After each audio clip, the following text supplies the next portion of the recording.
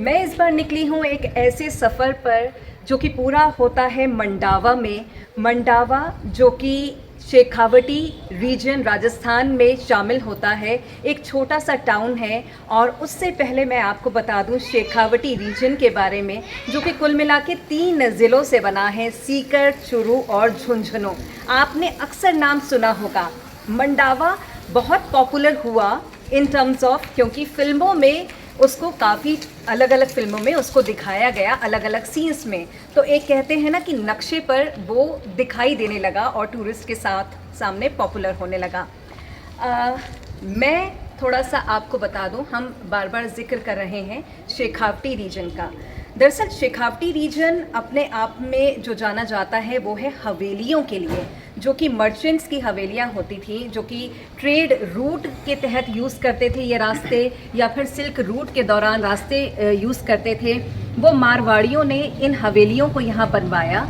कई हवेलियाँ यहाँ पर अबंडेंट हैं, कई हवेलियाँ जो हैं उनको रेनोवेट करके होटल के रूप में कन्वर्ट किया गया है, कई हवेलियाँ जो है ट्रैवलर्स के लिए खुली हुई हैं। तो उन्हीं हवेलियों को हम देखने आए हैं शेखावटी रीजन के मंडावा में, जो कि अपनी कलाकृतियों के लिए हवेलियों की दीवारों पर आपको नज़र आएगी, इन सब के लिए जाना जाता है।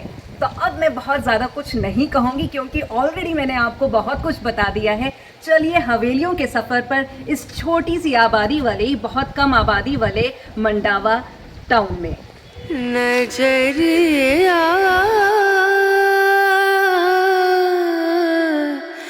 लागे नहीं कहीं ओ नजरिया लागे नहीं कहीं और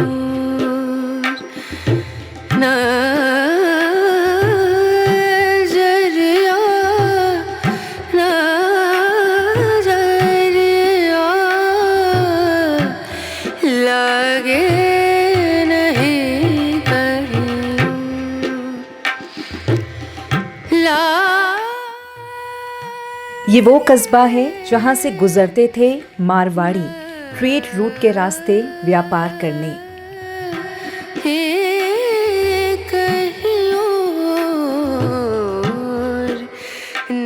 दौलत की कमी नहीं थी, इसलिए एक ठिकाना यहाँ भी बना लिया।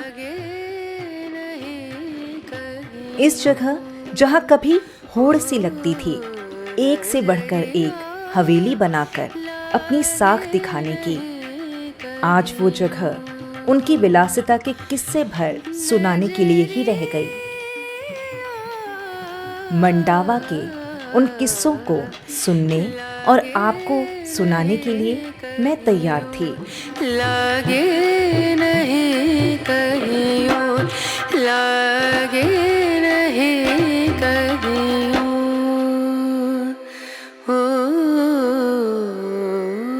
मैं सबसे पहले आई हूँ मुरमुरिया की हवेली में, जो कि ज़्यादा पुरानी नहीं है। 100 साल से भी कम समय पहले इसे बनाया गया था। लेकिन इसकी ये खास बात है इसकी इटालियन पेंटिंग की।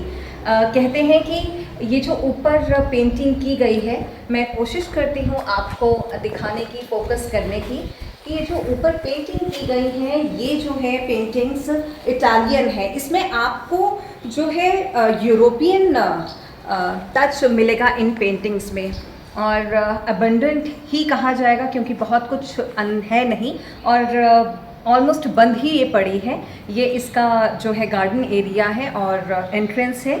तो ये तो इस हवेली की बात हो गई जिससे हमने शुरुआत की। मुझे उम्मीद है कि आगे और भी बहुत कुछ मिलेगा। तो चलिए जिस रास्ते से आए थे उसी रास्ते आगे बढ़ते हैं। रना रना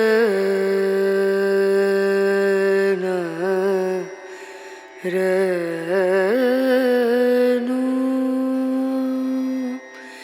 रे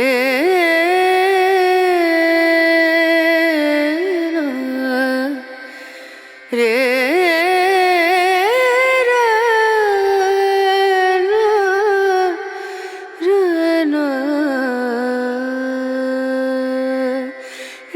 नजरिया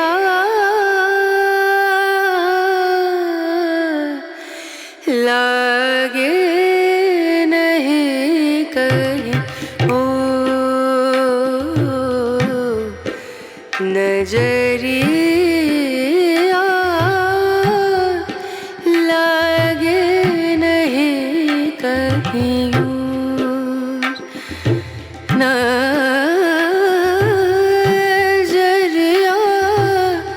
नजरिया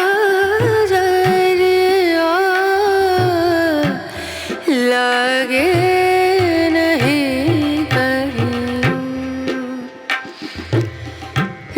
हवेलियों के दूसरे पड़ाव पर मैं पहुंची हूँ गोयनका जी की हवेली में, जो कि है हनुमान जी प्रसाद गोयनका की हवेली। ये 200 साल पुरानी है। इस हवेली की जो खासियत है वो है फ्रेस्को पेंटिंग। थोड़ा सा मैं इशारा करूंगी आपको, जो दीवारों पर आप ऊपरी तरफ पर आप सारी पेंटिंग देख रहे हैं, ये फ्रेस्को पेंटिंग है। आप समझ सकते हैं कि ये रीस्टोर नहीं की गई है। जी हाँ, ये रीस्टोर नहीं है, ये तभी 200 साल पहले की गई पेंटिंग है। और यही खास बात है फ्रेस्को पेंटिंग की कि ये पुरानी नहीं पड़ती है। और आप देख सकते हैं कि किस तरीके से इसका आर्किटेक्ट है। दीवारों पर भगवानों की पेंटिंग की गई है, फ्रेस्को आर्ट आपको नज़र आएगी। साथ ही में पशु पक्षी, पेड़ पौधे, साथ ही में जो भी हमारी डेली लाइफ से जुड़ी जो चीज़ें हैं वो भी दीवारों पर आपको दिख जाएंगी। तो इन हवेलियों की खूबसूरती उसकी कला में है, और इन्हीं कला के लिए ये जो शेखावटी रीजन है वो जाना जाता है, और इसलिए कहा जाता है कि ये ओपन एयर आर्ट गैलरी है।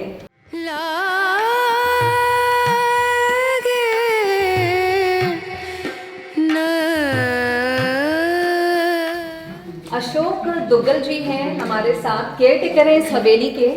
ये हमें बता रहे हैं कि अगर हम इन्हें धो भी देते हैं तो भी ये जो है फेड नहीं होता। क्यों? सही कहा।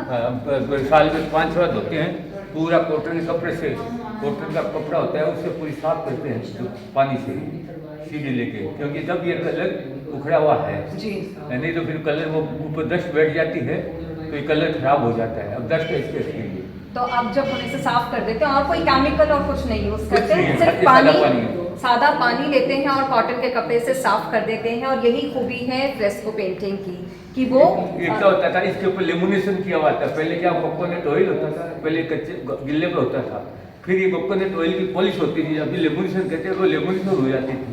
अच्छा, इसलिए कलर नहीं जा रहा है। इसके ऊपर में कोकोनट ऑयल है ना, उसकी पॉलिश चढ़ी हुई है। तो लेमिनेशन का वो तरीका होता था कोकोनट ऑयल को यूज कोकोनट को ऐसे पॉलिश करते थे। अच्छा, कोकोनट से ही उसे घिस देते थे, तो उसके ऊपर लैमिनेशन हो जाता था। तो वो एक पुराना तरीका था लैमिनेट करने का, इसलिए ये पेंटिंग जो है जो वो इंटैक्ट है। और इनको दोबारा से जो है टच करने की इनको ज़रूरत नहीं पड़ी, सिर्फ सफाई करने की ज़रूरत है।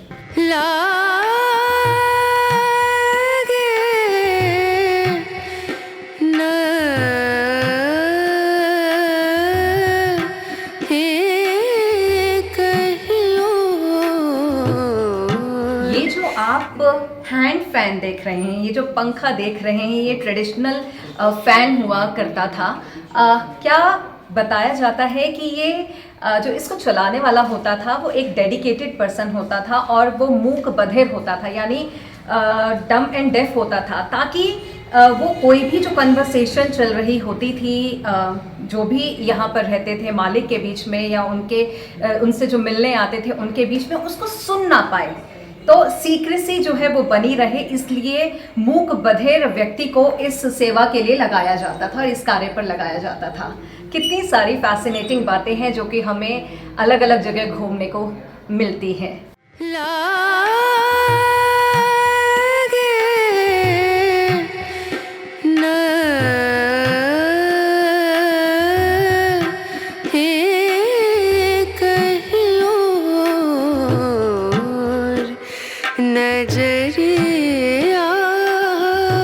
हनुमान जी गोयनका की हवेली के बाद हम कुछ और हवेलियां देखने चलते हैं, जिसके लिए हमें गाड़ी से ही सफर तय करना होगा।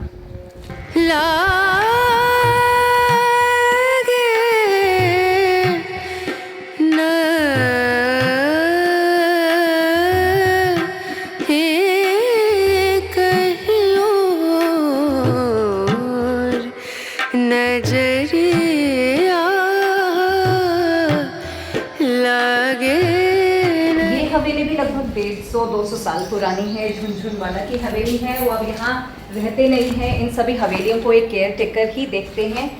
जिस तरीके से हमारे गाइड ने, जो ज़्यादातर हमसे इन्फॉर्मेशन मैं आपको दे रही हूँ, वो भी हमें इन्फॉर्मेशन मिली है हमारे गाइड के द्वारा। ताज है उनका नाम। चलिए मैं बता देती हूँ आपको कि ये जो पूरी काम है, ये लकड़ी का काम है, हाथ से हुआ काम है। पहले तो मशीन्स नहीं होती थी, तो जितनी भी आप कार्विंग देख रहे हैं, चाहे वो बतख बनी हो, चाहे वो पिकॉक हो, या बहुत ही इंट्रिकेट काम हो फूल पत्तियों वाला, ये सारी जो कार्विंग है कारीगर खुद हाथ से करते थे लकड़ी पर। और ये जो दरवाज़ा है ये टीक वुड का है और ख़ास तौर से बर्मा से मंगाया जाता था। बाकी आप देख सकते हैं तोरण है यहाँ पे बना हुआ। ऊपर गणपति जी की जो है आप फिगर देख सकते हैं, ये हर हवेली में आपको नज़र आएगी। यहाँ की जो ख़ास बात है वो है सोने का कमरा। वो क्या है वो मैं आपको बाद में दिखाऊंगी, पहले हम जा रहे हैं हवेली के अंदर।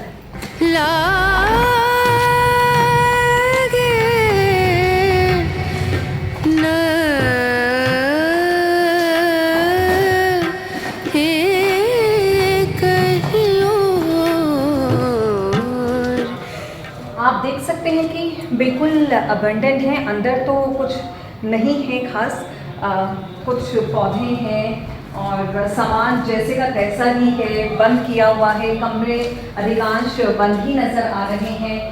पेंटिंग्स हैं, कहीं कालिख दिखाई दे रही है। एक चीज़ और है कि हवेली के ऊपर जो है ना, आपको जालों से कवरिंग की गई है। कुछ ख़ास वजह होगी यहाँ पर भी इनको कवरिंग करने की। तो ये आपको जो है मोटे मोटे तौर पर एक जैसा ही दिखाई देगा। लगे नहीं कहीं ओ नजरिया, लगे नहीं कहीं नजरिया,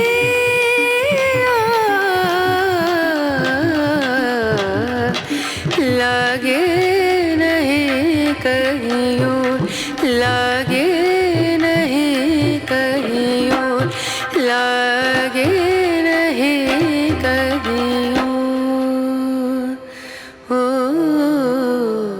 ये हम फाइनली उस कमरे में पहुंच गए हैं। बेसिकली ये गेस्ट रूम है और इस हवेली का जो सबसे खास अट्रैक्शन है वो ये कमरा है।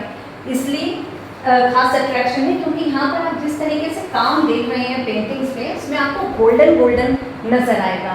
और वो गोल्डन जो नज़र आ रहा है वो दरअसल सोने का पानी है जो कि पेंटिंग्स में यूज़ किया गया है। इस पूरे कमरे में आपको ये गोल्डन जो है नज़र आएगा। और पूरी दीवारें जो हैं, छत दीवारें चारों तरफ से ऐसी ही खूबसूरत पेंटिंग से जो है घिरी हुई है, कवर्ड है। और पूरी तरफ से जो है सारी पेंटिंग्स में जो दीवारों पर इस सोने के पानी का इस्तेमाल किया गया है। और इसके अलावा जो मुझे ख़ास बात दिख रही है, आप एंटीक कलेक्शन देख सकते हैं। ये पुराना हमारा टिफ़िन बॉक्स जो है ब्रास के इस्तेमाल होते थे, देखिए। एंड इट्स क्वाइट हैवी उठाने में भी। ये देखिए इस तरीके से, ये इसको हम कई बार पान रखने के लिए, सुपारी रखने के लिए भी इस्तेमाल किया जाता था। ये आप बर्तन देखिए। एंड आप देखिए रिकॉर्ड प्लेयर है यहाँ पर, कितना पुराना। तो सब जो है एंटीक कलेक्शन है यहाँ पर। एक और चीज़ जिसने मेरा ध्यान खींचा वो है ये चूड़ियाँ जो कि रखी हुई हैं, डस्ट से बिल्कुल ढकी हुई हैं। लेकिन ये सब भी जब पुरानी चीज़ें हो जाती हैं तो अपने आप में कहीं ना कहीं एंटीक कलेक्शन में शामिल हो जाती हैं। तो मैंने आपको इस पूरी हवेली में जो सबसे ख़ास बात है उसके बारे में बताया, जो कि यहाँ पर और कहीं पर आपको नहीं मिलेगा। गोल्डन जो सोने का पानी है उससे पेंट की हुई यहाँ पर कलाकृतियाँ आपको नज़र आएंगी।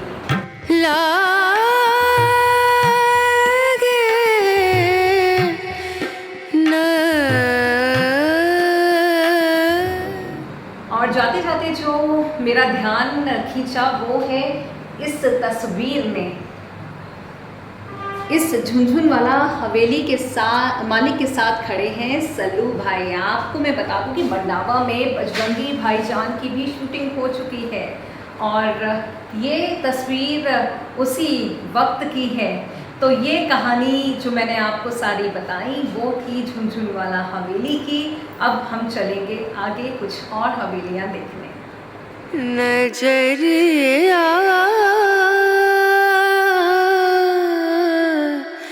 लागे नहीं कहीं ओ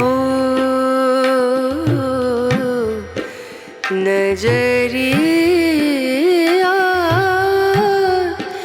लागे नहीं कहीं और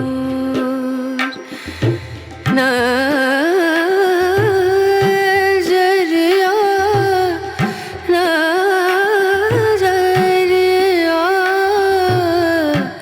मैं और अब पहुंच गई हूँ चोखानी डबल हवेली में। इसे डबल हवेली क्यों कहते हैं और ये इकलौती मंडावा की डबल हवेली कहलाई जाती है। डबल हवेली इसलिए कहते हैं क्योंकि इसके दो हिस्से हैं। आप देख रहे होंगे कि एक हिस्सा तो काफ़ी धुंधला सा यानी कि डल दिखाई दे रहा है और जो कि दूसरा हिस्सा है वो काफ़ी ब्राइट नज़र आ रहा है। दरअसल इस हिस्से को जो है वो रेनोवेट किया गया है और रेनोवेट इन टर्म्स ऑफ इसको रीस्टोर किया गया है, इसका रीस्टोरेशन वर्क किया गया है और जो दूसरा हिस्सा है उसको बिल्कुल वैसे ही छोड़ दिया गया है। कहते हैं कि ये हवेली दो जुड़वा भाई, चोखानी जुड़वा भाई थे, उनकी हवेली थी और आगे कोई दिक्कत हो तो इसमें पार्टीशन किया जा सके उसका भी यहाँ पे इस तरीके से प्रोविज़न किया गया था कि बिल्कुल हूबहू हैं। दरअसल ये दोनों जो पोर्शन है वो बिल्कुल हूबहू बनाए गए हैं, आइडेंटिकल बिल्डिंग्स बनाई गई हैं हवेली की। तो कल को अगर ये था कि दोनों भाइयों में कोई विवाद होता है और पार्टीशन करने की ज़रूरत पड़ती है तो सीधे तरीके से एक दीवार यहाँ पर खींच दी जाए, ये इसलिए एक स्पेस छोड़ा था। अगर हम बैठक की बात करें, स्ट्रक्चर की बात करें या डिज़ाइनिंग की बात करें तो इधर भी बैठक है, उधर भी सेम बैठक है। जिस तरीके से उस तरफ ऊपर कलाकृतियाँ हाथियों की बनाई गई हैं वैसे ही कलाकृतियाँ यहाँ पर हाथियों की बनाई गई हैं। तो कुल मिला के जो स्ट्रक्चर है पूरा इस हवेली का वो बिल्कुल सेम है और डबल हवेली है इसे कहा जाता है और यहाँ पर 100 रुपीज़ पर पर्सन आपसे चार्ज लिया जाता है इस हवेली को देखने के लिए। तो जो नई हवेली है हम मतलब जिसको रिस्टोर किया गया है हम उसके अंदर जाके देखते हैं कि क्या है। चलिए आइए। नजरिया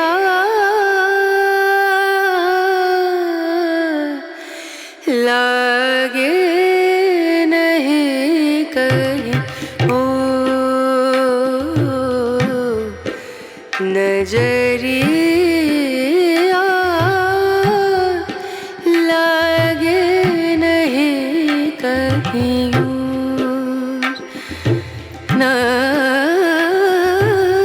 नजरिया नजरिया लागे नहीं कहीं लागे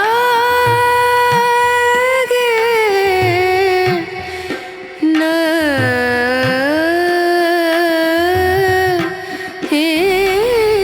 कहीं और नजरिया अंदर बीच में कमरे बने हुए हैं। आई थिंक ये दोनों कनेक्टिंग है। जो पुराना हिस्सा है जो कि रिस्टोर नहीं है और वो जो हिस्सा जहाँ रिस्टोरेशन हो चुकी है तो ये उसके बीच का हिस्सा है। देख सकते हैं आप। कम आई शो यू।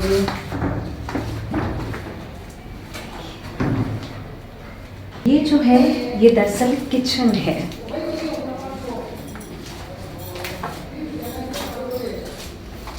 आइए अब इसकी छत पर चलते हैं। नजरिया लागे नहीं कहीं और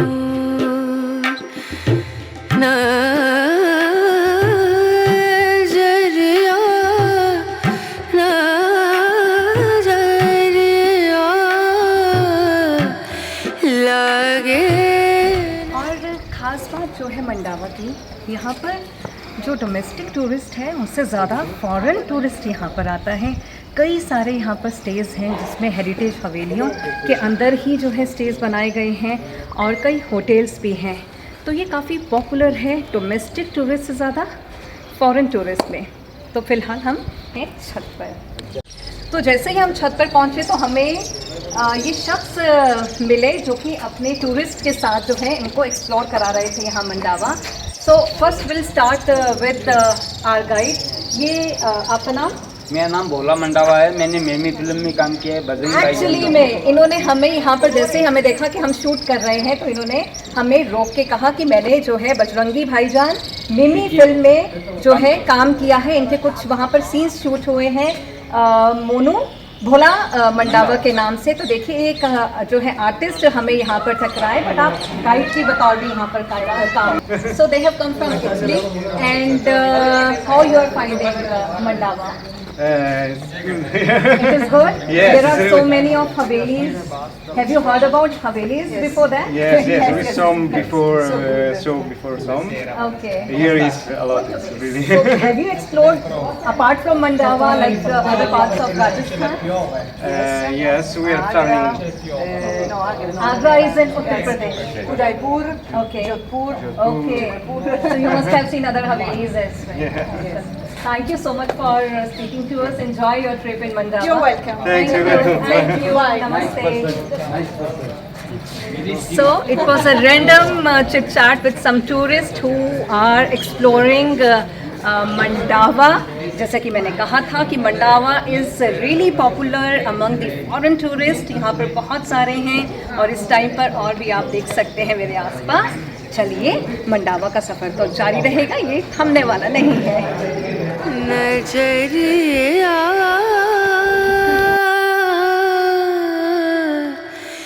लागे नहीं कहीं ओ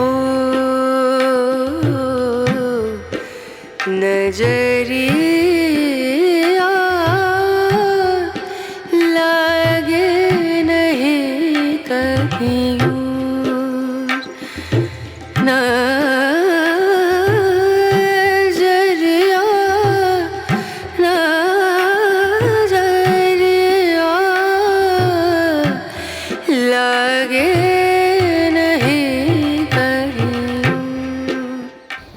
जा रहे थे यहाँ से वाइंड अप करके, लेकिन इन मोर महाशय ने हमें रोक लिया अपनी अदाओं से। What a delightful moment.